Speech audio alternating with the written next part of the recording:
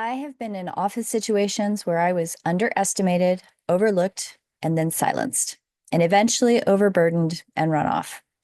Too often, what passes for opportunity is exploitation. It's not even very cleverly disguised, but instead is transparently delivered under the guise of tradition. Unpaid internships that demand everything from those who are already sacrificing to be present in that space. The conversation around student labor must stretch beyond the narrow frame of our internship reform. It is tethered to a large fracture in our educational system, a system increasingly run for profit, not for learning. As we witness universities bow to political pressure, compromise academic freedom, and prioritize bureaucracy over integrity, we must recognize the stakes. When our institutions surrender, democracy itself is endangered. Justice, equity, and advocacy are not luxuries to be tacked onto a mission statement. They are the vital organs of a healthy society. Social workers are needed more now than ever, not fewer, not quieter, but bolder and truer to the ethical roots we are sworn to uphold. Yet, within the very field that preaches self-care and resilience, a cruel paradox thrives. Newer social workers, especially those who are neurodiverse, queer, or otherwise divergent from the imagined norm, are expected to labor harder, longer, with greater emotional sacrifice, all while pretending that their needs are negotiable. As someone who has lived nearly half a century without a cognitive diagnosis, I have seen this hypocrisy firsthand. The industry that lauds self-preservation turns swiftly to punitive the moment one protest of inequity or the impossibility of demands placed upon them. Those who dare to name the imbalance, to say, this is not feasible, are met not with solidarity, but with professional isolation, derision, and dismissal. We are not merely students. We are the future architects of change, therapists, policymakers, researchers, organizers, who will one day rewrite the laws and the standards that failed so many before us. To demand our labor for free while exposing us to vicarious trauma, moral injury, inaccessible supervision, unjust systems is not a rite of passage. It is a violation of the very ethics the field claims to champion. Social work is not volunteerism. It is a professional, evidence-based, regulated, soul-bearing labor. And labor, no matter how noble its aim, demands compensation. Labor without compensation is not altruism. It is a modern form of indentured servitude. It is slavery. If we are truly a field committed to equity, we must confront the uncomfortable truth that unpaid internships disproportionately exclude students of color, low-income learners, parents, neurodivergent individuals, queer, and transgender, and those with lived experiences, the very people whose wisdom, resilience, and insight make this profession richer, more vital, and more necessary. That life experience was ever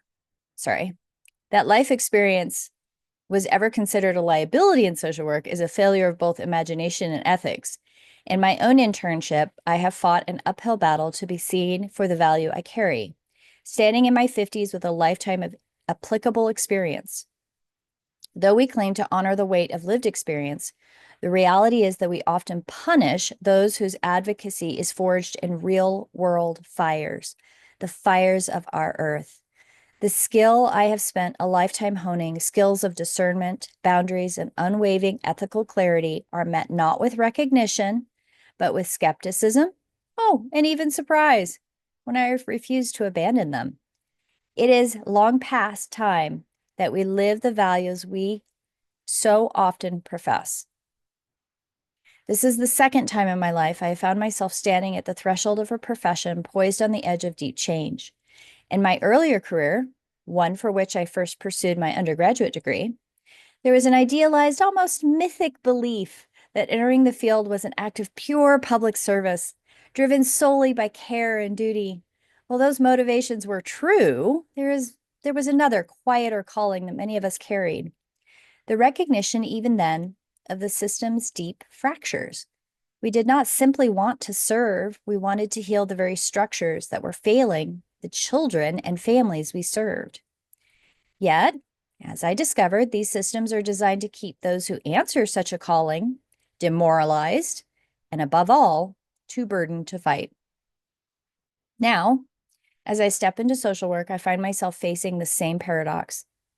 Though I see it more clearly, I did not enter this field intending to become a voice for systemic change, but the reality of the work and the urgency of the times has made it unavoidable. This time, however, I am not naive. I know that to survive here, I must not only serve, but I must also resist. I am trying, even now, to learn how to wield my social justice voice with skill, not just passion. I do not yet know if I will succeed, but I know that I must try. This is not merely a matter of policy, it is a matter of survival. If we are to safeguard the heart of social work, and by extension, the heart of our communities, we must stand together. We must refuse to accept burnout as the cost of doing good. We must refuse to accept that the voices of those who know injustice firsthand be the first voices silenced. And we must remember, the call to justice is not just an echo of tradition. It is the living breath of every soul who dares to believe that love, equity, and advocacy are not privileges for the few, but birthrights for all. I've always been too loud, too sensitive, too honest, too willing to name what others prefer to remain hidden. I've always seen too much. I've never been able to stay silent when the truth demanded to be spoken. And I've made people uncomfortable simply by refusing to pretend otherwise. And I am not afraid of that discomfort. The question is not whether I will stand unafraid. The question now is whether you will stand unafraid with me.